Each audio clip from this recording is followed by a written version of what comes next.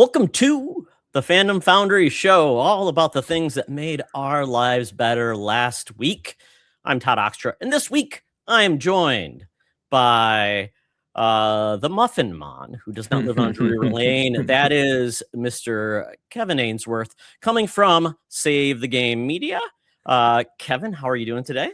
I'm doing great. Thanks for the invite. Always love chatting with you, of course, on the show or any other. We obviously run in the same circles, so we chat in Discords all the time. But it's a different feeling, podcasting, coming on, just chatting about things. So it's been a good week, Todd. So you picked the right time to get me on here. Yeah, because it's like I'm thinking about I always want to start off like just news that made you happy, not necessarily a thing you read or something like just because the world's a crappy place and sometimes we just need something to like keep our world happy. Before we do that, Kevin, really quickly, people that may not know you, where can people find out more about you? And we'll obviously talk about the end, but I just want people to get a little bit more familiar before we kick this thing off. Oh yeah, awesome. I'll do my best to plug myself. So if you are unfamiliar, I am Kevin Ainsworth. I run Save the Game Media, youtube.com/Save the Game Media. We are a video game outlet where we do news, podcasts. We have a weekly show called Shared Save. Me and Sam Heaney, who's a guide writer over at IGN. Him and me team up each and every week, talk about the biggest news of the week. We do lots of reviews on the channel, so I don't want to say a lot. Like when we get the chance, I love reviewing games. It's honestly one of my passions, and I'm glad we're getting more and more opportunities. So we review games, we talk about the news, we have shorts. So if you're into video games, please come check us out. Again, youtube.com/Save the Game Media. You are muted, Todd. I was typing because I was making you a banner, Kevin, just to go across the board in case anybody wants to check out where Kevin is. And obviously, one more thing, Kevin, the Muffin Mon, explain yourself. Oh, my tag that I use in quite a lot of places. It's mainly a social tag at this point. So back in college, I was quite that chunky fellow. I think I was pushing 250 at that time. And there was any Canadians listen will love this. There was a Tim Hortons on my college campus because I went to college near the American Canadian border. And I would go there because they let you use your meal swipes, and I would get muffins constantly. But their banana nut muffins were so good. So at the same time, I had just got my first, I bought a 360, and before that, I'd only ever shared a console with my brother, like growing up, our original Xbox, and we never had Xbox Live. At least I had never played Xbox Live until I got to college. 360 had free internet, so I was like, I need a gamer tag, right?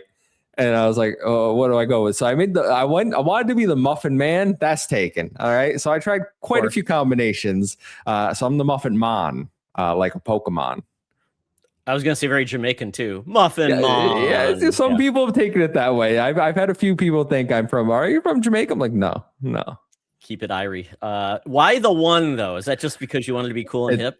No, it's because Muffin was taken. So I had to I was like, what doesn't look stupid if you substitute the letter? And there's no other, I guess you could do a 3 for an E. I think that looks dumb though. Like a 1 is kind of close enough to an I. Yeah, and you could do exclamation point. Typically, it's like an upside down kind of thing. No, actually, it'd be an upside down I. Question: have you ever made a personalized license plate? No. I give whatever license plate they give me. My license plate is falling apart at the moment. The back one is. It's like I live in New York, and we have like these yellow license plates and then like blue letters, and it's all just falling off. It's all just silver now. Like you can't read anything. The front plate, fine. But I noticed that the other day. I was like, I hope this isn't a problem. Well, you can just get a new license plate because in Minnesota we can get Save the Habitat or get a Vikings plate or whatever you want, and it's like an extra $30, and then you can even get it personalized if you want. So you know what, the Muffin Mon could survive again. Yeah, I'll wait until I have to go for my listen, I have a question. Yes. In Minnesota, do you have to get your car inspected yearly? Nope. That That's is California and New York thing, I guess, right? Yeah, it must be, because I'm like, oh, I'll let, when I go for my yearly inspection, they'll let me know what's going on. And then like others, I've heard other people like, what are you talking about yearly inspection? Because I remember talking to Sean, who lives in Canada. Like Canada doesn't have anything like no regulations in Canada.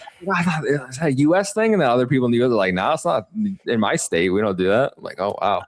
I'm guessing it's more progressive states because it's California. My father-in-law always talks about his car smogged, which I'm like, okay, cool. And then I guess it's just to keep cars from no catalytic converter, I guess, and polluting the environment. So we salute you for doing your part. Love paying for it. Yeah, exactly. No, but I did have to pay an EV tax this year, $200 annual EV tax on my title because I'm not paying any gas tax. Oh, I mean, hey, you know what? The 200 extra bucks, believe me, at the price of gas right now, I think I'm doing okay. Yeah. It's crazy. Yeah. Well, very good. By the way, I did have one personalized plate. My dad, being I guess he thought I was being cool for me. He got one for me when I was in high school, and it said Todd O. So all the high schoolers thought that was pretty cool. Yeah, totally cool. Yeah, exactly. Yeah. Well, if you guys, anybody out there listening right now, if you had a personalized license plate or you have an interesting story about your gamer tag, let me know. All I will say is mine is pretty boring, but the fact is when Sony finally let you change your gamer tag, like after all those years, like everyone thought everything's going to break. Mine didn't, but I couldn't get the exact one I wanted. So, but that's okay. I'm closer to consistent than I was before. I will say my PlayStation name, and I think somewhere, maybe my Epic account, are not this tag. Okay. And that's probably good. I'm not going to say, listen, I don't know if you've seen the PlayStation hacking stories. Oh, yes. Yeah. Well, you're a big timer, Kevin. Like you and Kevin, you and PSN account. Colin. Yeah. Maybe I'm going to keep my PSN account located, in Discord and stuff. People I trust.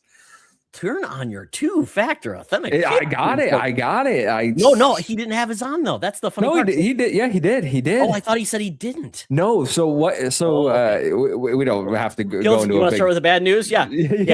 Watch your PSN account, folks. Yeah. So what happened is they used social engineering. They turned off his two-factor authentication. Oh, wow. So essentially, they must have had some of his information then. Essentially, what I've gathered from this situation, if you guys want, again, bad news of the week, is that PSN is quite vulnerable, apparently, where all you need to know is a person's email address that they use for the account and then the date of a transaction. So if you know that they bought something on a day, and you get the right customer service person, they will give you access to that account because they think that is proof that you are the owner of that. Yes. That's this horrific. is apparently has been happening for a while, and Sony's been quiet, and it's blowing up now that it happened to someone prominent in the space. But yeah, it's crazy out there.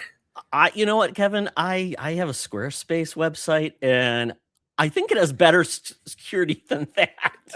It's wild. I took my payment info off of PlayStation because I'm like, just I don't think I'm gonna be there's no reason to target me. I'm not primarily even a PlayStation. Like, what are you gonna sell my account for, right? Like, you can't get much for it, but like, just to be safe. Wow. Yeah, folks, be careful. Take all of your accounts, change your passwords frequently. But the fact is, they've got to change their front end. That is too. There's a game that somebody wants to buy every day, especially big releases. Just time it to that, and you're kind of in the door. So yeah, and then also use a non-standard email address. I guess can't get something. Oh, well. That's a little bad news. You know what, Kevin? I will follow that up with bad news that turned into sad news that turned into good news.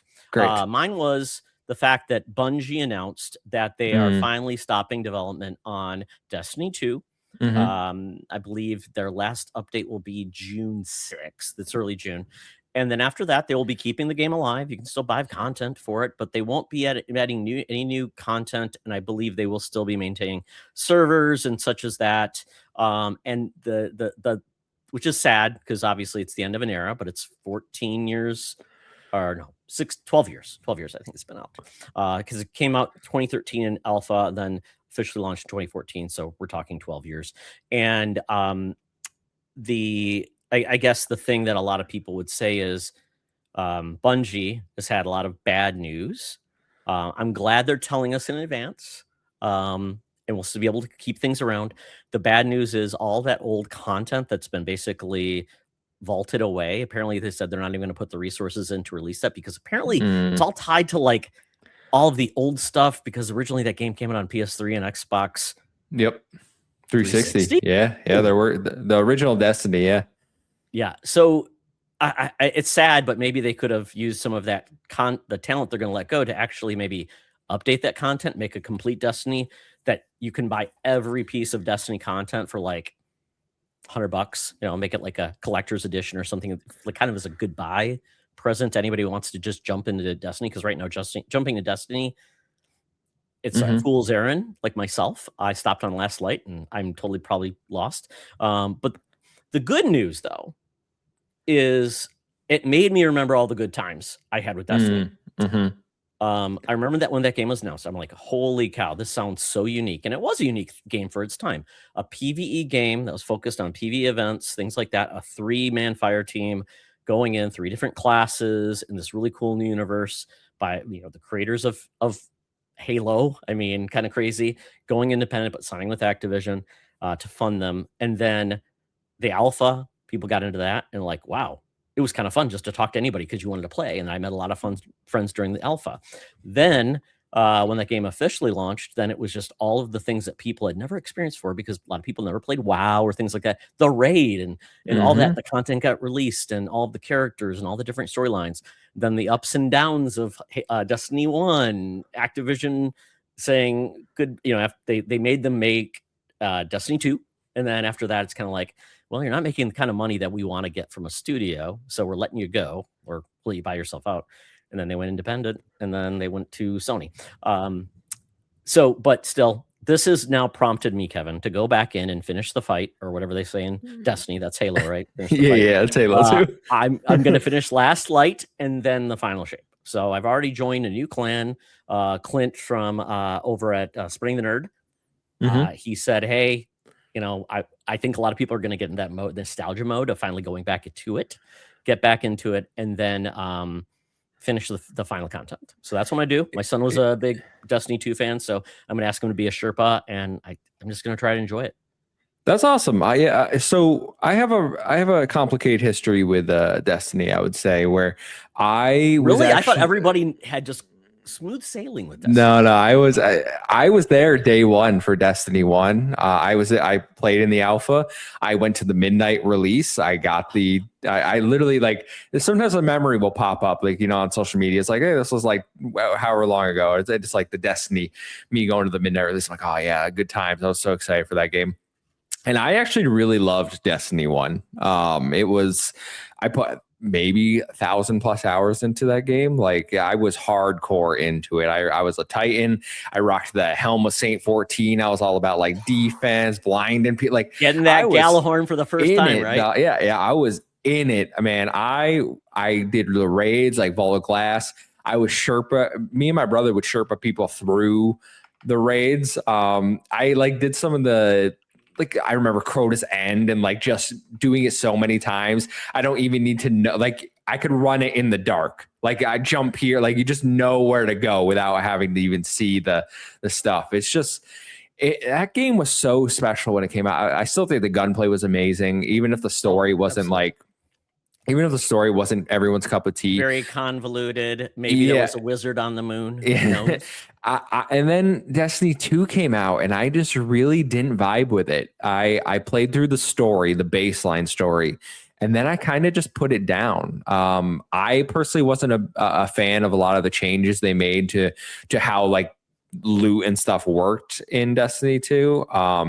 So I never even did the expansions for Destiny 2. My love was always for Destiny 1. I own Destiny 2. I think I have tons of the expansions too, because I think PlayStation gave them away at some point on PS Plus. So like, I could if I ever got I'm glad to know it's going to be there if I ever want to just go experience a story.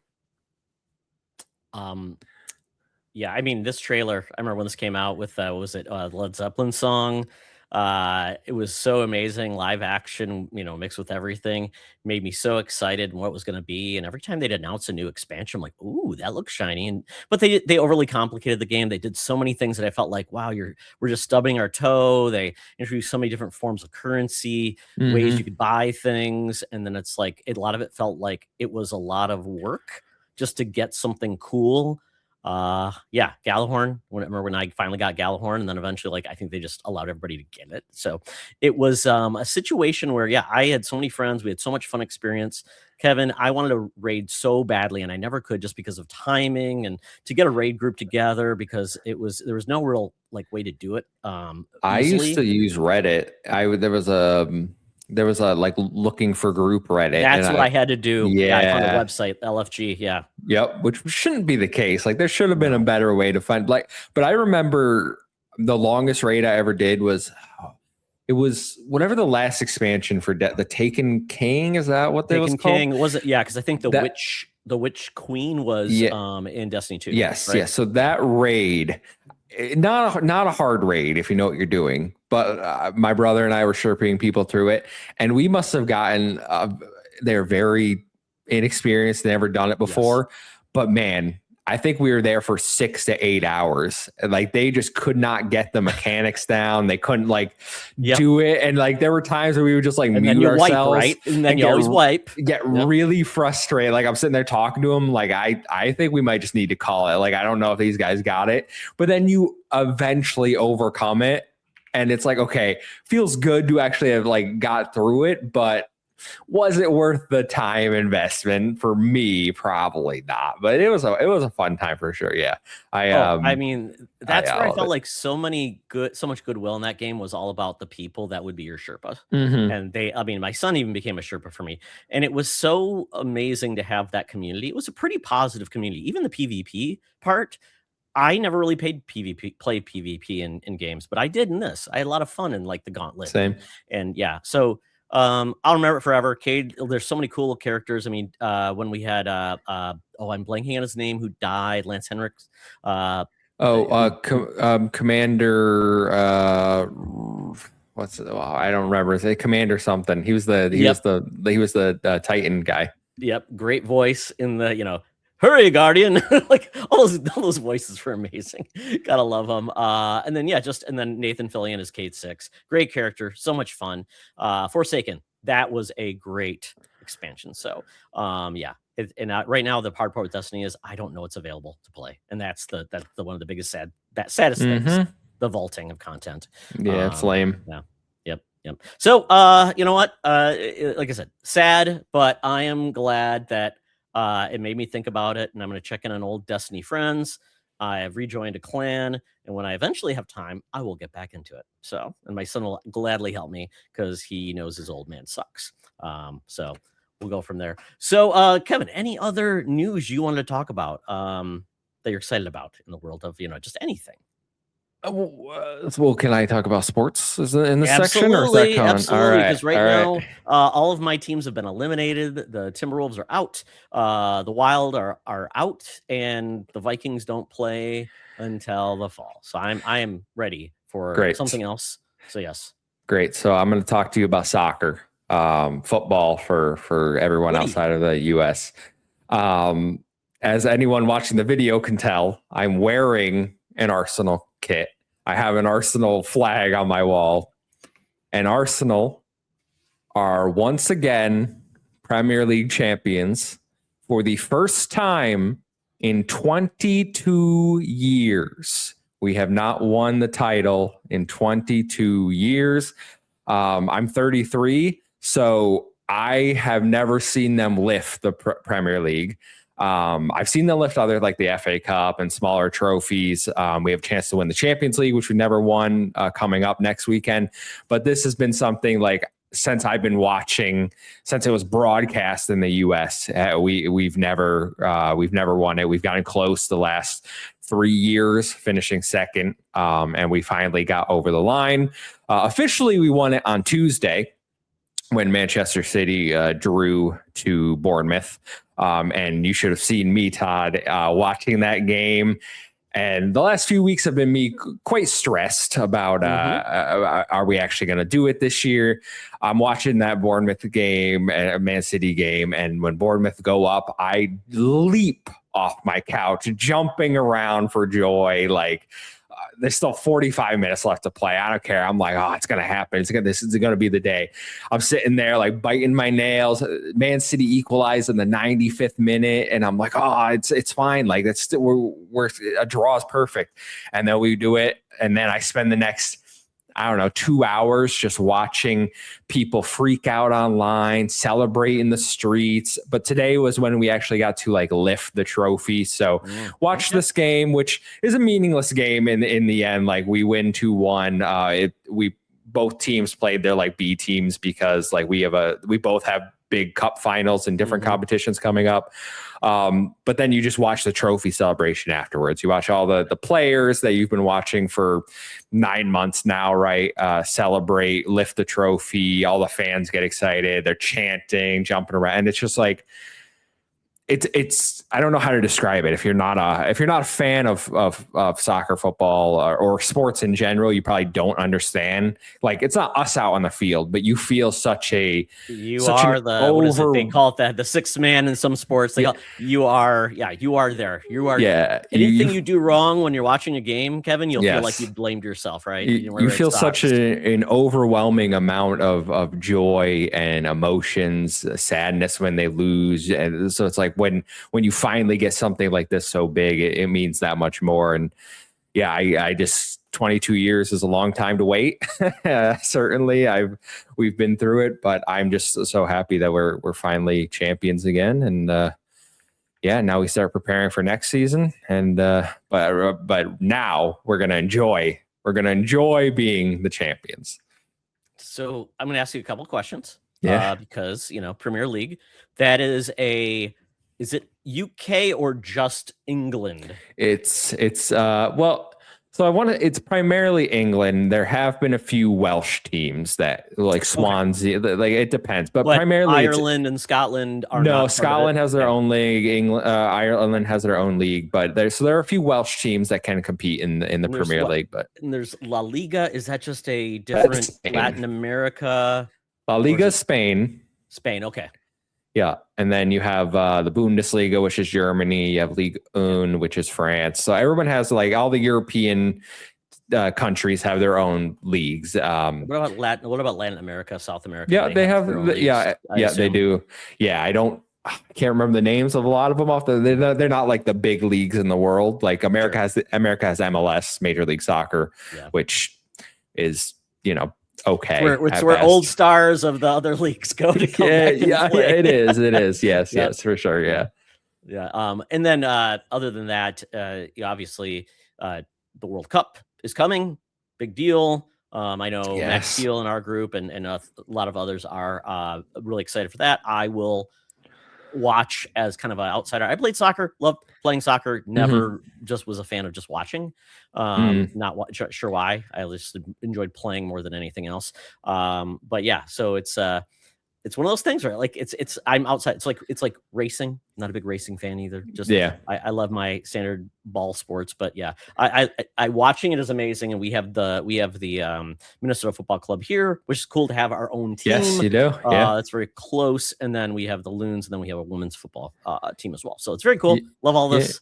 Yeah, we have in New York. Obviously, we have the Red Bulls, but for me, that's like they're like 4 hours away. So it doesn't even feel like a local, and it's like it's not the city I live in, but like the city in New York. There was rumors we were going to get a soccer team, like we're going to make a stadium, get a soccer team, which is still up in the air at the moment. But like that would be awesome to have a team, even if they're not in MLS. Or I think they'd be in the division below that, but like something local, something like Arsenal is always going to be my team. And just like, I don't know. This is a very American thing. Some people can feel the way they want, but like, Americans have a thing where you don't have to be from that place to root for that team. No, that is a very foreign concept to us. Correct. Of like of needing, and that's not how it is other play. Like a lot, like especially in Europe for football, they're like, if you're not from that location, you're viewed a little like, oh, you glory hunter. Yeah, something like or you a bandwagoner. Yeah, something like that. And we don't have, I kind of like that we don't have out there because you don't get as much judgment. It's like, bro, I watched every game. I wake up early. I'll like, I'm there. How am I less of a fan than you? Like, if they come to the US, I go watch their, like, it's a whole thing. It takes a lot of effort when you're not there either, right? It's not like, oh, it's turnkey. Even, but I mean, now it's easier, but back in the day, hard to watch. Even like me as I'm an occasional hockey fan. Like, I grew up loving the Red Wings, but the problem is a lot of hockey games are just hard to find if you're not local. So then, I've been in Minnesota for 20 some odd years now, so I've just converted to the Wilds, and it's just the way it is. But yeah, I totally get it. I mean, I have it in, college. College sports is big in the United States, not big anywhere else really. But I'm a Michigan State grad, but I've got so many people in the state of Michigan that did not go to college that are University of Michigan fans. And we call them Walmart Wolverines.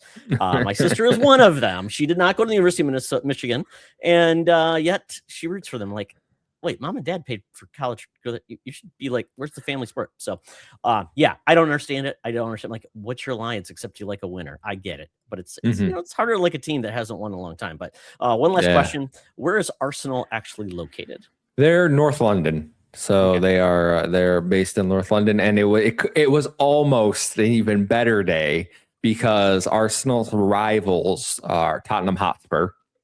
They are local. They're 4 miles apart. So in the U.S., our rival, like the rivals for the New York Red Bulls, are like the Philadelphia Union, which are like hours away, States away. Even New York City FC. They kind of try to make it like they weren't there when the Red Bulls were formed, but they're like, oh, you're in the same city, you have to be rivals now, right? They kind of trying to force that. So like that one's closer, but it's still like an hour plus. This is like you're miles away from your local rivals in England. So Tottenham, 4 miles down the road, like you can literally, if you zoom in, you can see the stadiums. They were fighting to stay in the league today. Okay. So it was almost, what is it? It's what do they call that? Relegation. Relegation. Yes. So it was almost a perfect day of them getting kicked out of the league while we won the league. Unfortunately, they did win and they get to stay another year. But your petty battle will continue for years. It's so much fun. We'll take it. Yeah, it's not much of a battle. To be at least competent, right? You don't want them to be like bad. Nah. I want to destroy them. I'm the same way. I'm like, I will never root for Michigan. Never. Yeah.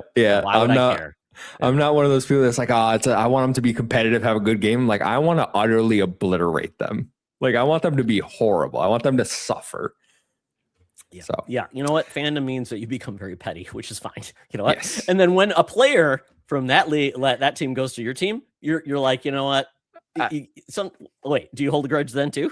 Well, it doesn't. So that's a little more taboo in the soccer or football world over in Europe. That doesn't happen very much. Between Arsenal and Tottenham, it's only happened recently. I think the last time literally was like 20 something years ago, and it was Sol Campbell, and he told them he was staying, and then he joined us. And then won the league with us back when, like 22 years ago, right? Like he's a legend at our club now after they loved him. So it doesn't happen very much for us. There are a few other like London teams that like we bought a few of their players and now they won the league with us that people can be mad about. But for our main rivals, it really is kind of frowned upon. Okay, so Kevin stands firm. His heart can't be swayed, and congratulations. Right. Cheers. I don't know, whatever they say in Arsenal. I'm sure they have their own cheer, their own songs and all that fun stuff, right? Yeah, I mean, most of the videos I've seen, it's just everyone jumping up and down, going champions. Okay. Interesting. Okay. It is. I like that. I love that. Yeah. When I was in Europe, I did get a I forgot what the big football club in Munich is, or I think it's Bayern. Munich or Berlin. I did get one of their scarves, so Yeah. why not? Yeah. It's cool looking, if anything else, Fake fan, yeah, that's me. All right, let's get into food. Let's get into the real fun stuff. So food, really quickly. My wife has been working hard. She's looking for a new career option, and so she's been interviewing, and she had this really awesome job interview. She worked really hard on. My son was saying, "Hey, Dad, could we just get mom food and just to cheer on, thank you for yeah, son, great." When your son's 20, you start saying this stuff, you're like, oh, it feels so good. You're a good kid. So he's like, what should we get? I'm like, I know what, your mom loves pho. So we have a place called Bun Mi, and that's what we got. So this is their Instagram page. They make some really awesome food, Vietnamese, really good stuff.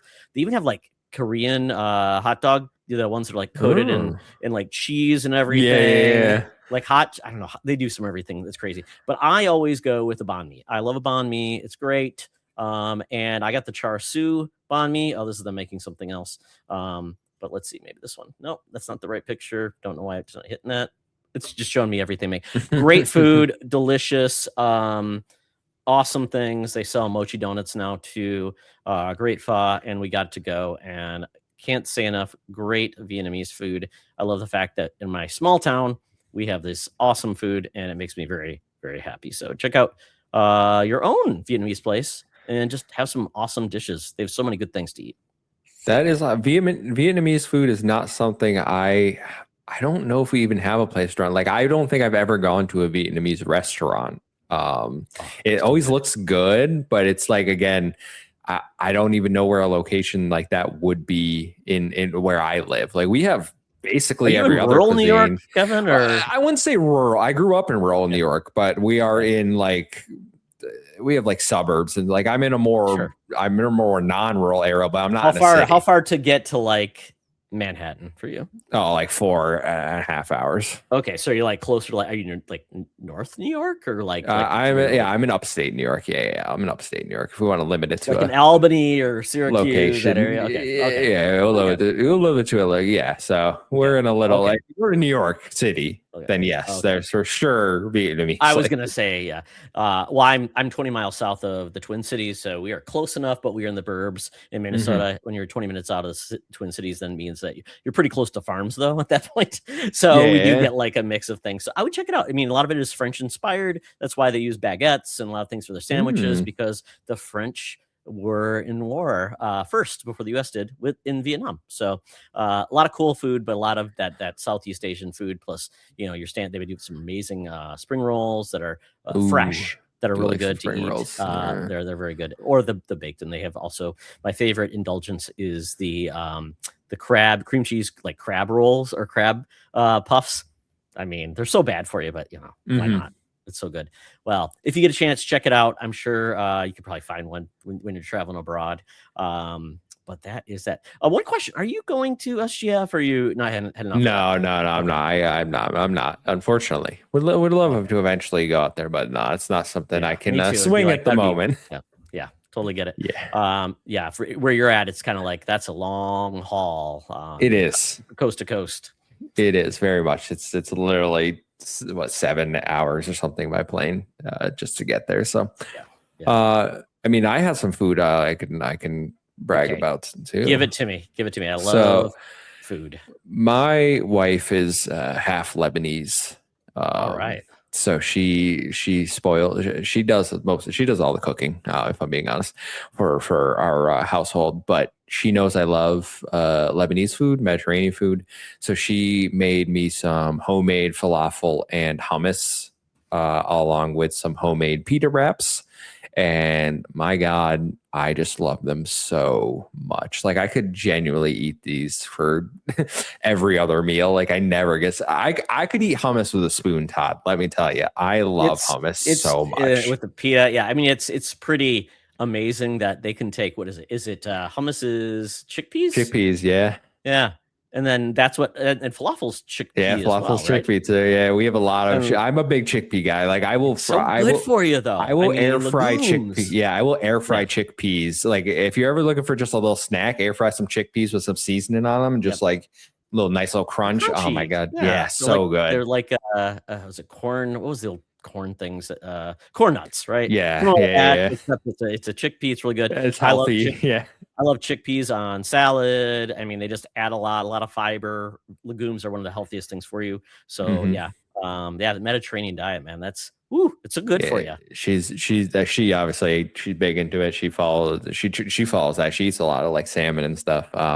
But yeah, this is where I go to. I will eat this nonstop. And this is not what you sent me. I just looked up falafel. Yes. This has some type of probably yogurt sauce or something to it. Yeah, that's probably tzatziki on it. Yeah, which I made tzatziki sauce once. It's a lot of work, a lot of cucumbers, but it tastes so good. And it's like, I'll use this again. I always forget it's there. I'm like, what's this sauce I made? And I still eat it. So yeah, the famous thing in a container in the refrigerator that's not identified. So that's awesome. I mean, I love that when someone loves to make food. Like last night I made, what did I make last night?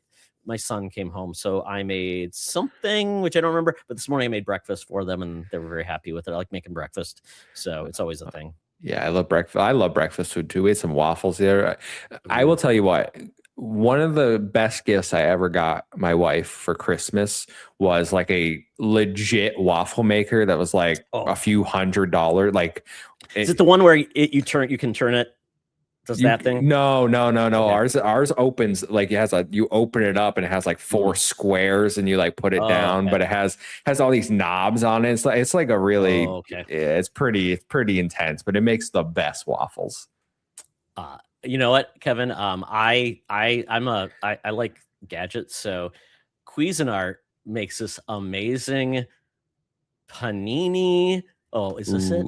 It's like this. Maybe I can find it. Mine's the more advanced one, but I'll show you a picture of this. This Cuisinart thing, it essentially is a panini maker, and then it has grates you can replace that will make it like a flat. Oh yeah, that's open, cool. Yeah, and then you can put in. Let's see if they have. Oh yeah, and then you can put in a panini plates, and then you can buy the very deep waffles as well plates. This thing's a beast. I love it to pieces. And yeah, I mean, it's not the really high end thing, but for me, it's like it takes a griddle, does everything you need. It's like a Frankenstein device that for me has been very happy. It can be like your George Foreman grill in a lot of ways too. Yeah, that looks awesome. It's so cool. Yeah. So yeah, I mean, and yeah, I love gadgets. I love ease of use, and I also got this amazing Ninja blender that has like the attachments so you can do smoothies right in the Go cups. Yeah, we have the Ninja Creamy, the ice cream one, like the big old. Oh my god, that just is a lot of device, but it's got to be awesome, right? Oh yeah. We made chocolate, peanut butter, coconut ice cream the other day, and it was so good.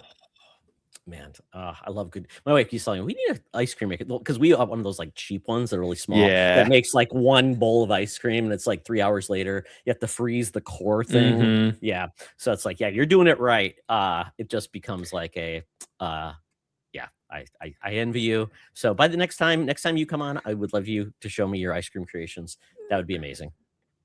I'll do my best. So let's get into what we watched. So I have 2 things. Do you want to kick it off or? Yeah, I mean, the only thing I really watched this week that was like new was The Boys finale. Okay. And I don't know about you because I've seen some mixed opinions on this on this final season, on this series finale. Certainly. Should we do this really quick? I don't know if we're gonna have any spoilers, but we should probably say if you've not watched it, probably mute for like 5 minutes and then come back. Yeah, sure. I think overall the season was good. I don't think it was great. It's certainly like I still think season 1, 2, and 3 are probably the best the show has to offer. I think season 4 was kind of is the weak point for me personally. But I liked a lot of what was going on in season 5, especially the first 2 episodes I thought were really strong. There's a few things in the middle there where I think it kind of meanders and we don't progress the plot enough. But I know like the last 2 episodes have been very divisive where like they had the lowest IMDb rating. People didn't seem to like them. I thought the last episode was really good. And I thought the finale wrapped everything up pretty nicely. Since we have the spoilers tag, like I loved the ending for Homelander. Like I don't know how else you end that character. I think he was hilarious for before he met his end there. I don't know. Did you like the finale? Did you like the final season? I did, because this could have been a show that went on way too long. 5 seasons is probably the right spot. I read the comic at the beginning. I probably want to go now and read the comic, like to finish it out, to see what decisions do they make, what changes. And I obviously watched Gen V as well, and that show is over now. But I think they wrapped up all of the storylines that I thought needed to be wrapped up in a way. At some point, you thought some characters were going to get redemption. Obviously, some didn't. Some did in unique ways. And I would say the deaths mattered. Yeah. And they had enough fun side episodes, like that one episode that was just, about terror and the different I love that episode. That was amazing. And then you got that one episode with was it Jared Padalecki? Who was a retired soup, who was kind of like selling off things, and then you saw like all of the celebrities there, and the way they died was just hilarious, because it was like a comedy of errors, and I loved it to pieces. Yeah, I'm a big Supernatural fan. So obviously seeing Jensen Ackles and then Jared and Misha popping up, and like there's a I don't know if you've seen the bloopers where they do that scene as their Supernatural characters. Oh, really? Oh, yeah. So he's like Dean. He's like, I know you're a hero guy. Like, this guy's a dick, right? And it's like he's in there. He's like, oh, we either blast him. He's like, yeah, I kind of like the guy though. He wears red, white, and blue. Who doesn't like that? And he's like, I'm like, yo, it's so good. Like, if you I'm sure you can find the blooper pretty easily, but like I'm like, they know what they're doing. They're having fun here. Again, was the finale perfect for me? No, I think like Soldier Boy kind of got just like put back in a box. Yeah, and I assume they'll address that in Vought Rising, but I think that's a little bit of a cop out. Like, I would have loved that to just been like the prequel series. I think the Gen V characters were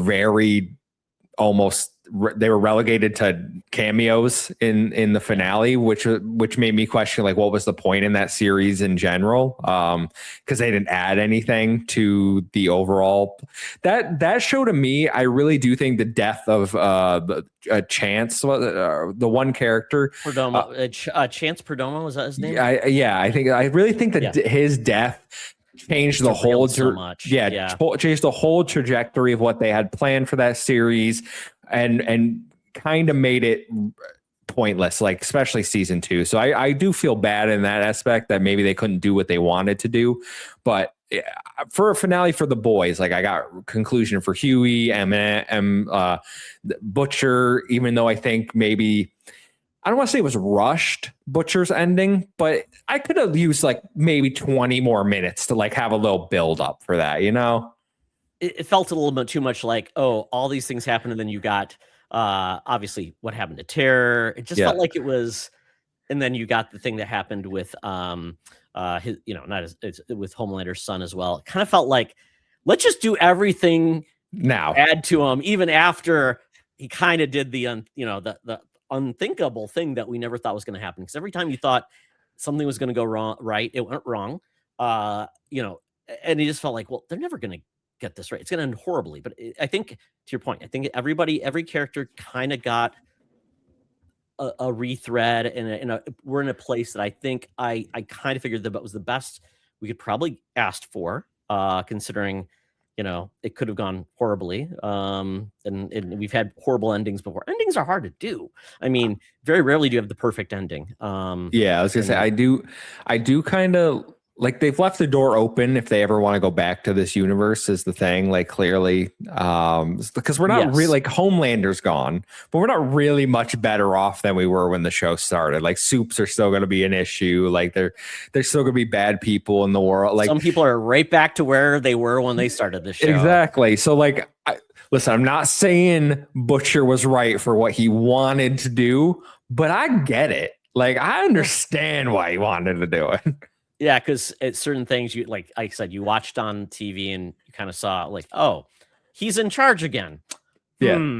or Bobby. I love Bobby, the character Bobby from Supernatural. And then he's and it's kind of fun, and that you took this is kind of feeling like when you finish a game and it's like, oh, you can go and now just keep playing. And I felt like that's where, to your point, it's like they won a battle, but nothing has really changed, and we know there's other things, secrets and things that are going to be arising, and kind of like even Gen V, you kind of had one of those characters that that formed, Godalkin University and all that storyline, and kind of like, well, is that still open? Are they going to close it? You never know.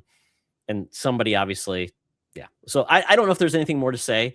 I do appreciate kind of like the fact that we did get a show like this in today, where they didn't hold back from kind of telling a story, and then it's amazing some people never figured out that they were being made fun of. Yeah. It's wild that some people didn't pick up immediately that this was a parody of them. But also shout out the Deep, stayed true to the end. All right. Exactly. You know what? He knew who he was. Yep. I mean, funny as a horrible person, but funny as hell. Oh yeah, because you just think at one point like, wait, is he just that dumb? Yeah, but you know what? Shout out to podcasters, and shout out to guys who ride Cybertrucks. He's all over it. Oh boy. Well, you know what? At this point, we did get that trailer, and I can probably turn off the spoilers now for Vought Rising. So we are going to get a lot more of those characters. We did see some of them. Was it Bombshell? Bomb Site, Bomb Site, and some of those characters from the past, which is going to be interesting. And I'm interested to see how that changes the tone of the boys in a lot of ways. Yeah, I'll be watching. Yeah. Well, very cool. If you haven't watched The Boys, tell you, don't show it to the kids. Not a good thing certainly to not. show them. Yes. Let's see. And then let's see. For me, I saw Mando and Grogu, the Grogulorian, as you want to call it, in the theater. I am mixed on Star Wars for the most part these days. It's not, to me, it's not like it's at where it has been in the past. It feels like it's in a new place because Kathleen Kennedy is gone, and then we've got Filoni kind of running the creative, and then we've got another guy doing the business side of it, which makes sense because he's got to run the other properties as well, and the business side. But this was written by Filoni, Jon Favreau, and somebody else, and then was Favreau the director? I can't remember. Maybe Favreau was. I think he was the director for this. But I would say the best thing about this is if you liked Mandalorian season 1 and 2, this feels like a 2-part episode of The Mandalorian. Interesting. Okay. If you have not seen season 3 and you didn't see Book of Boba Fett, you could still see this. I would say even if you hadn't seen any of The Mandalorian, you could probably watch this with a quick all you need to know in 30 seconds. Because realistically, this movie was not about big spoilers. It wasn't about big reveals. It was essentially just kind of like the monster of the week type of episode where it was very streamlined, very focused, and kind of that's what I really loved about The Mandalorian in the past. It wasn't like it had to be connected to every character, didn't have to connect the dots. It was just a good story. I thought some of the action sequences were excellent, and a lot of it made me laugh. Some of it made me like, oh, that's not right. Oh well, Todd, just let it go, have fun. And then I tell you, if you did not like the Jabba the Hutt animation, or you have not liked any of the way the Hutts have been animated, you will still not be happy with the way they're animated. And they do something real. I guess this is not really spoilers, but I always felt like the Hutts should not be speaking English. Yeah, I'm with you. They speak a lot of English in this, and I'm like, I don't like that. I don't like it. I want them to still give me their jumbled language. Yeah. Yeah. You then hear a name and it's just like, oh, I recognize that syllable or something like that. But no, they've got one character that basically speaks human the whole, which is fine. I didn't mind his character, but he was kind of like, So, and there's no end credit scene. So Star Wars is not going down that path. And I would say, unless you really love Star Wars and Mandalorian, I'd say just wait till it shows up on Disney Plus in 3 months. Yeah, I'm not a last Star Wars thing I watched was I tried to watch The Mandalorian. I didn't. I gave it 3 episodes and I was respectfully bored out of my mind. Okay. So yeah, So if the first not 3 for episodes me. didn't get you, yeah. Yeah. So do you know about like the big like thing at season 2? Like, do you know like kind of some of the spoilers that were out No, there? I Okay. genuinely know nothing about this show. I will say season 2 is like the most nostalgia scene. Like even me, it kind of like made me so happy. And then season 3 was like, oh, I guess they're doing all the rebels and Clone Wars and all that stuff. And they went hard on that season 3, which felt like, Okay. yeah, not for me. And then the Book of Boba Fett was very subpar, and they even like half of the episodes were devoted to the Mandalorian. So it's like, so it's a weird thing, and it's going to be interesting to see where Star Wars goes next. So, but with that, Star Wars, are you interested in any of the Star Wars property at this point? Starfighter is coming out with Ryan Johnson says it? No, the Barbie Ken Ryan Gosling. Yes. So he's in it. That's the only thing that gets me really excited because I feel like he picks good projects. Yeah, I haven't watched any Star Wars movies since what was the last one, the nine, whatever number 9 is. Was it The Rise of Skywalker? Yes, The Rise of Skywalker, which I think so. Which I thought was not great. I mean, The Last Jedi, I think, is an abomination of a film, and that really killed my interest. But I was like, oh, I got to see the trilogy through at least. But I just haven't felt the need to like watch any more Star Wars. Like, I was really, I like the originals. Obviously, I like the prequels. I think are good, and then I liked the 7th movie where they introduced Rey and Kylo Ren. I was like, okay, I'm down for this. Very constrained. It felt like it told a really, a cool story. Yeah, and then they killed it for me. And I just haven't had any interest in Star Wars since that. Unfortunately. Yeah, I think for myself, I've always enjoyed like lately. I've just enjoyed the games more than I have enjoyed the movies. Fair, yeah. Yeah. All right. Let's get any so let's see. Did you have any music, books, or hobbies? I didn't have anything myself this week. No, I mean nothing really for me. I think the band Stand Atlantic, which they're a pop punk band. They put out their new single after a few albums where they've been like experimenting with some new sounds. I will say they've kind of gone back to what their sound of previous albums was. So I'm not that I didn't like their other stuff, but I do like when bands, give me something that feels familiar. So so it's not the band Stand Atlantic, is just Stand Atlantic is their name. Yes. Okay. Yes. Yeah. Okay. Yeah. Oh man, she's rocking like we're talking like what late 90s, early 2000s, like shirt over a long sleeve. I love it. That's like my wheelhouse. From Australia, so I assume that fashion just hit there, Of course. I got the wallet chain. We're talking about it. Yeah. That's really the only thing for me in music, books, or hobbies. Oh, that's excellent. Yeah, I love good music. I'm so excited about all the music I'm going to be seeing. We're seeing a really cool trio that are from, I believe, I think they're from the Czech Republic. They play classical guitar, but to modern music, tunes. And then they also have a drummer and another guy who plays bass, I believe. So it's like a trio. This guy is amazing.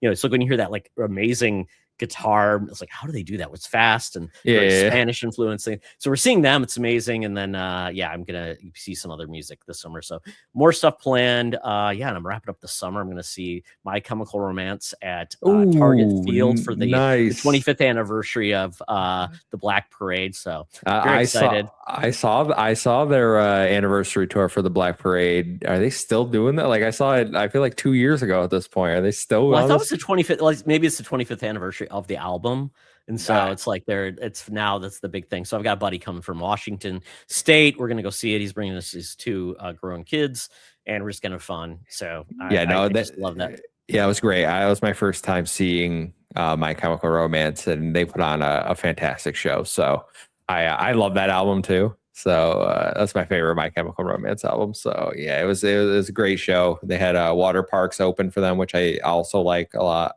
Okay. Yeah, so yeah, enjoy. It's going to be a great time. I'm excited for, and I just saw that was announced. Our Lady Peace, who I've only seen once before.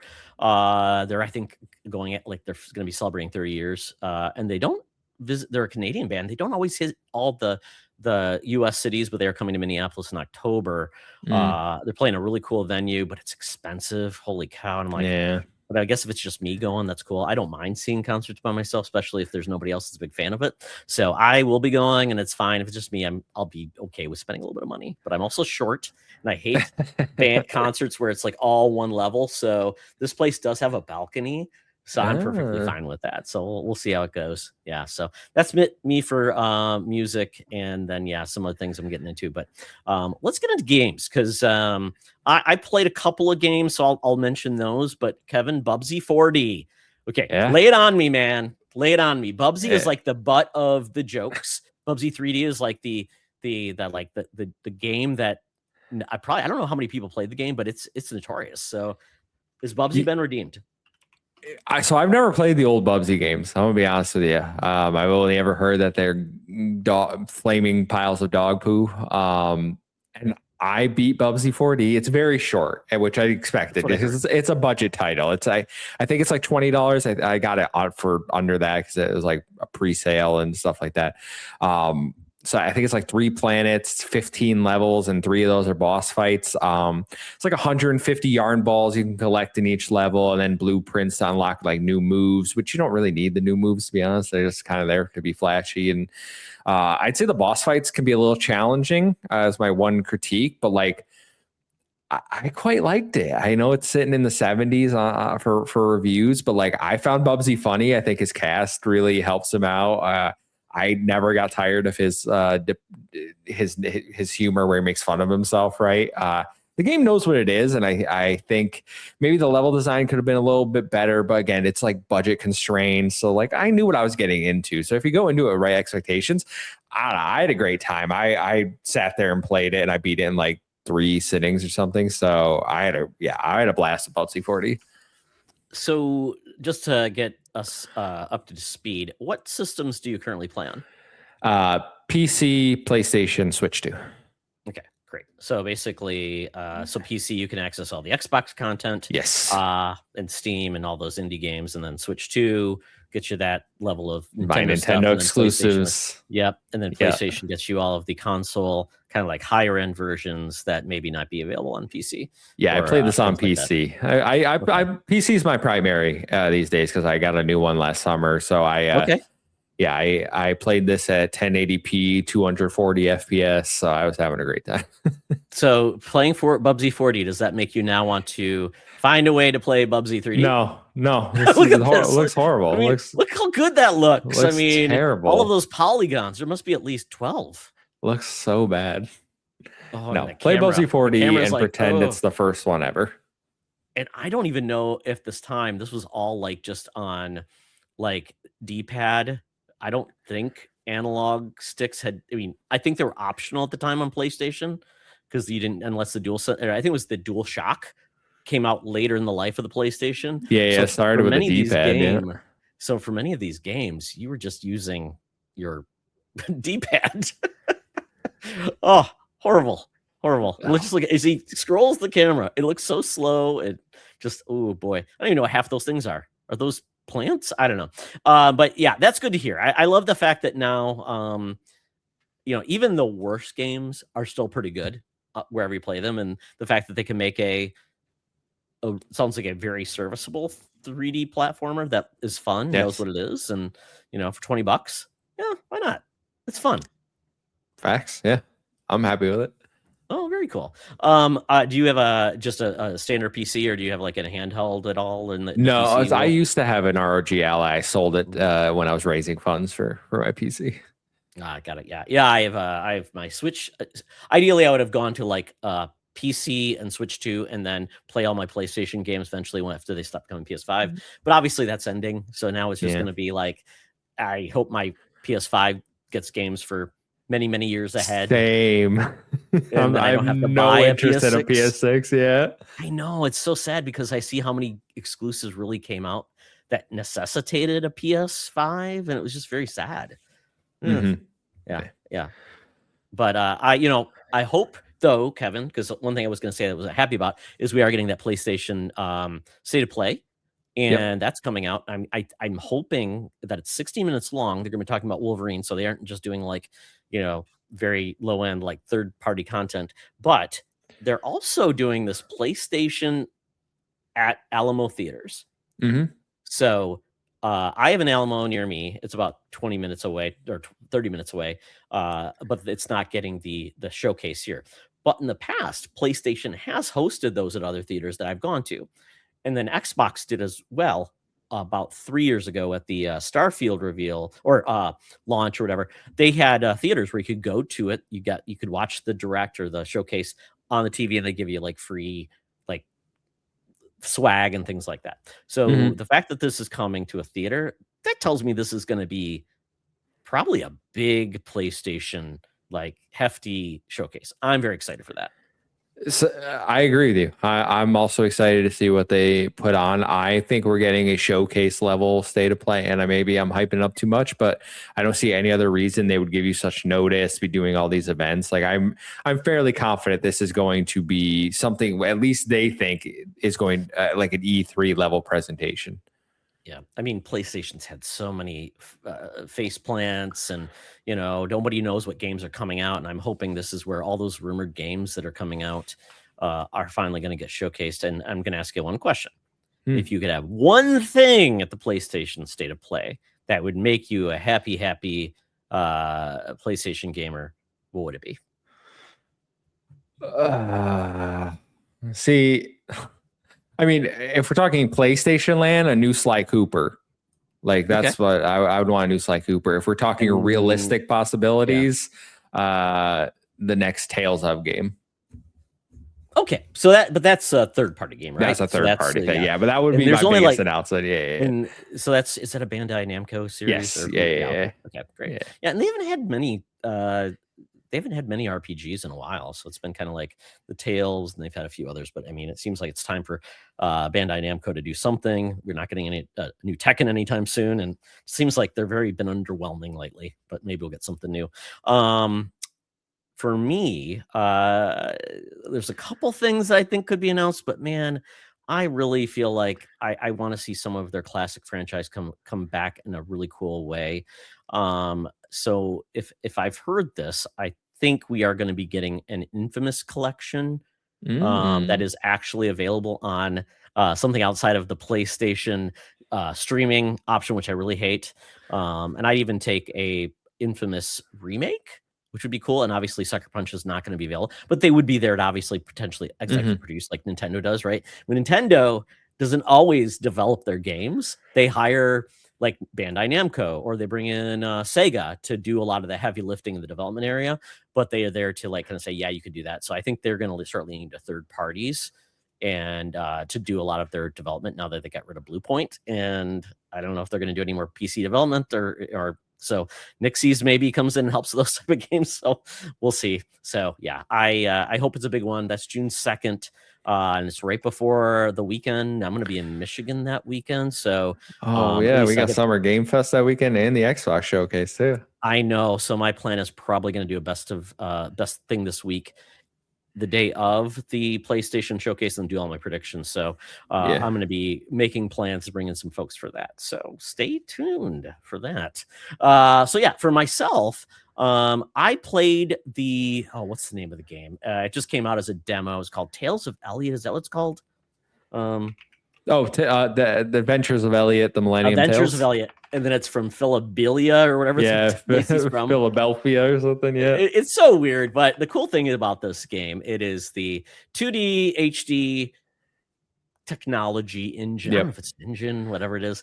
But it's such amazing because you get these sprites, but you get these cool backgrounds. It does all of these cool effects that make it feel like it's the best of both worlds. It's that retro look plus modern technology, which feels like this could never have been done on those consoles back in the day. And typically it's only been either strategy or it's been turn-based RPGs, and that this is their first entry in a action RPG style. It's fully voice acted, which I was surprised. I mean, like, whoa. And let me see if I can find a kind of a video of it or whatever, because it's worth showing what it looks like, because I like it because it's also here's a little demo of this, or the Nintendo Direct. But it's also saving your progress, so you can then pick up where you left off in the demo. It's great. And I think it's a $60 or $70 game, so it is pricey, but it looks awesome. I'm so excited for this game, and I haven't gotten very far in the demo, but you know, it just reminds me of, like, I love action RPGs. I love hack and slashes type of games, and it kind of reminds me of those PS1 Square games that seemed so cool at the time. Like what was that one game? Brave Fencer Musashi and games like that. So I'm all for this. It looks awesome. Yeah, have you checked it out? No, I haven't checked it out. This is one that's on like my. I don't know how I feel. I'm gonna definitely wait for reviews. Like, I love the HD 2D look, but apart from like triangle strategy, every time I've tried one, they haven't really connected with me, unfortunately. Like Octopath, I put tons of. I tried both of them. I put tons of hours in the first one, and I just fell off. Like, it's not. I don't like the structure of those games. Triangle strategy, I think, is amazing. But I tried Dragon Quest HD 2D, the remake one, and that was the last game Square Enix ever sent me for review, because I didn't like. They were like, all right, this guy. They hold grudges? I think so. I mean, they've sent me 2 Dragon Quest games, and I've not given either positive reviews, and I've never heard from them again. So we'll see. You know, but I'm going to keep it real. I just don't think Dragon Quest is very good, unfortunately. It's not for me either. I think Dragon Quest Heroes is a game I think a lot of people love that may not like the series, though. Yeah, but this looks awesome. Like, I hear it's very Zelda-like too, in some aspects. So if you're into those old school Zelda, I did not expect it to be fully voiced either, which is kind of amazing. So, and the voice acting's pretty good. It's all those British voices that everybody loves or hates, I guess. But for me, the game, yeah, I like we're getting expansion of this technology, and it makes me pretty happy that it's really bringing me in, because I do not like turn-based games. So for me, this is in my wheelhouse. So it seems very fun. So. So other than that, I did check out Forza Horizon 6. I'm not a Forza guy, but I've heard people say there's a entry into that game if you just want to like do it as like quests type of things. But I don't know. I just know it's a beautiful looking game, but it's just, for me, it's like, okay, awesome. I like driving real cars, but driving with a controller never feels like, oh yeah, I'm really playing a Lamborghini or something like that. So I'm probably not the guy to talk about it, and people say it's the game of the year, and I'm like, okay, not for me. I don't. Great for you. Yeah, I don't. Yeah. It's Forza Horizon 5 again, just in Japan, which is great. Forza Horizon 5 was awesome. I played it for more hours than I expected to, but they're just not for me. I just don't have any interest in those type of games, unfortunately. I'm glad everyone is enjoying it, and I'm sure it's going to be a massive success. It's already got like 6 million players, so awesome. I'm happy. Happy. Now give me Fable. Yeah. Oh, absolutely. And I'm like, Kevin, this makes me so sad, because everybody's like, oh, let Fable get pushed out and everything else. Like Gears, but get pushed out. You know, the fact that they're saying Halo and Gears are both coming this year, there's the beginning of Call of Duty. That's like 3 Microsoft-owned games. And like, oh yeah, they're going to come out in what, September, October, November, I think? Halo is supposed to be July. It just feels like that's so much in there. It's like, guys, let's pace your releases a little bit better than that, right? Especially when your GTA is coming out, and that's going to eat those type of games lunches. I don't think Fable is going to be impacted, because I think Fable fans are probably people like me that don't really care about GTA. Same. I could not care less about GTA, but I'm also in the camp of delay Gears instead of Fable if we have to delay one of them. Let's put it this way. GTA is only on PS5 and Xbox Series consoles. If you're on PC, if you're on Nintendo system, GTA has no impact on your gaming. Yep. Except people are going to say, so I feel like there's an opportunity for a lot of games to be big. That counter programming, right? It's like that Barbie and Oppenheimer type of thing. So we'll see how it lands. But yeah, for me, it's like, yeah, I've tried. Maybe I'll finally play GTA 5 rather than GTA 6. No, you don't need it. Finally, you know, I think I own it somewhere. So yeah, we'll go. Everyone does. Sold 250 million copies. So. Well, I remember trying to play it when my son was like, let's see, that would have been 13 years ago, I think, came out maybe. And he would have been 8. Yeah. And I remember it opened in the strip club and I'm like, oh, can't play that in front of him. So I never picked it back up. So now he's 20 and he's not in the house anymore. And my wife is probably not going to, step down. It's like, what are you doing at a strip club? She's like, yeah, whatever. It's a game. So I don't know. Maybe I will. Maybe I won't. But I'd rather just, what? Give me like an undead nightmare in Red Dead Redemption 2. And maybe that's what I'll get back into it. Oh, well. All right, Kevin. Other than that, is there anything else that you did that made your week better? Or do you want to talk about next week? No, we can go to next week if you. I'm all good. All right. So when it comes to next week, what is the thing you're most looking forward to? Arsenal playing in the Champions League final on Saturday at 12 p.m. Eastern time. Unless we lose, and then I will try to erase it from my memory as quick as possible. It's very interesting because next week they're playing PSG, Paris Saint-Germain. So is this part of like the Euro Cup? Is that what? Yeah. So it's the Champions League is all the European countries. You have to like qualify for it by finishing a certain position in your own league, and then you come together and play like a little knockout tournament thing. Okay. So how many teams are typically included in this? I think there's 32. Oh wow. Okay. So this is like, and then it's it's single elimination each round. So you do 8 games against random teams to start, and then at the end of the 8 games, they take the top 16, and then you get put into a bracket, and then you do tournament knockout where it's it's 2-legged. So you do one at home, one away, and then the team whoever has the most goals scored at the end progresses to the next round. Okay. And then there's no favoritism. It's all about like win losses, things like that. Yes. There used to be a thing called the away goal rule where they were like, if you score a goal away from home, it counts more, but they got rid of that because it's a stupid rule. Wow. Yeah, because we know, soccer or football has no controversies. FIFA is the most. They're right there with the U.S. What is it? The Olympics committee that they cannot be bribed. Yes. At a low price. No, it's all legit. Exactly. Oh boy, that's fun. I like that. I like that these just sports. They make our lives, we're foolish to enjoy sports, let's put it this way, because they break your heart more than that. I have not had a team win a championship, Kevin. Let's see. Vikings never won anything. The Tigers were the last team the Pistons, I would say. The Pistons are the only team that I loved growing up that won championships. Everything else is just like, I just watch it and get sad. But you know what? It's still my love. The good thing about this year coming up, my son is going to be in the marching band at the University of Minnesota. So I have something more to root for. And they always they've been going to the bowl games. So my son might be going to a bowl game. That's cool. Part of the marching band. So I'm very excited. Yeah, that's awesome. Yeah. Let's see. For myself, I thought a lot of things were happening this week, but they're not, which is just kind of sad. Next week. Oh, wait, because there's like a hangover for the movies that are coming up, because there's a lot of movies I'm excited about, including the Master Universe. But I would say at this point, what making me very excited for next week is the fact that I may be able to buy a Masters of the Universe Battle Cat popcorn bucket, which would make me very happy. I did not know this about my wife. My wife has said she's always wanted a Battle Cat. I'm like, really? That's wild. So, it's kind of like synergy that there's new Battle Cat coming out as an action figure, but also as a popcorn bucket.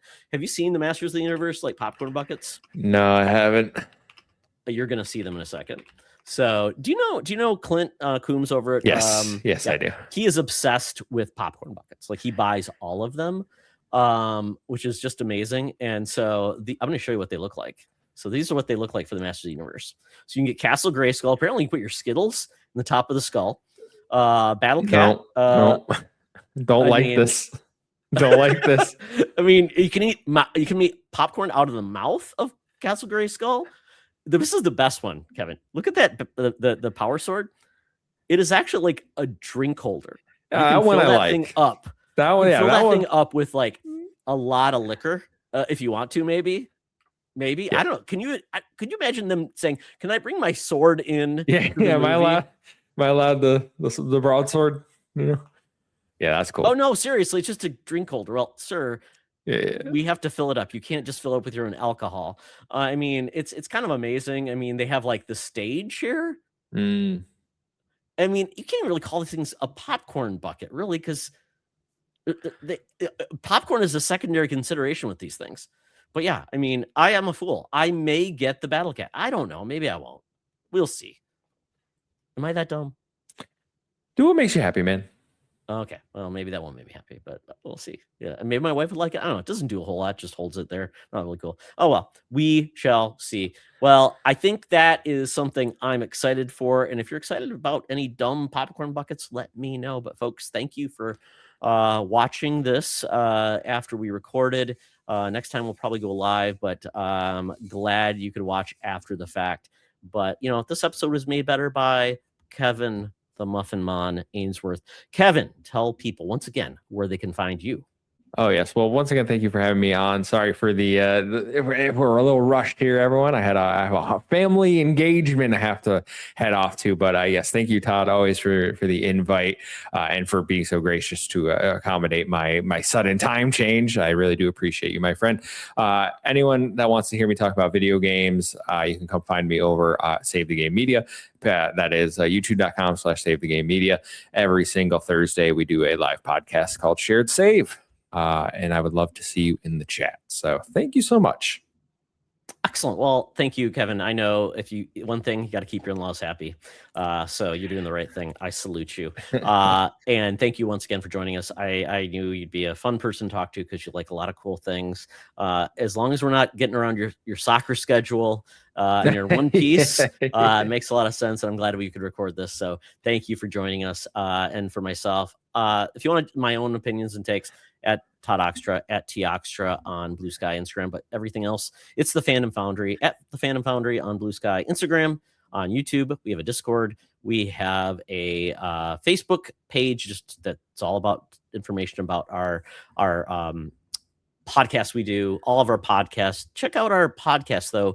Our feed, our network feed has all of our shows in one place, which is great. We've got some more episodes coming out in the Fandom Foundry in regards to MakerCast, Why We Play, Best Things This Week, and then we're going to revamp up for our sports content. Probably some soccer chat's going to come in there for the World Cup with my good friend Sean Nias. And then in the fall, we'll be doing fantasy football once again. So with that, if you have an interest in joining me on the Best Things This Week, I'm always looking for cool people to talk about the things they love. But until then, Kevin, thank you for making my week the best thing so far. And with that, folks, make your week the best thing ever and have a great time. With that, Kevin, take care, man. Have a great Memorial Day weekend. And if you know a veteran, say thank you. And remember, Memorial Day is all about remembering those who gave their service, their life for our country. So have a great weekend. And thanks, everyone. Talk to you later.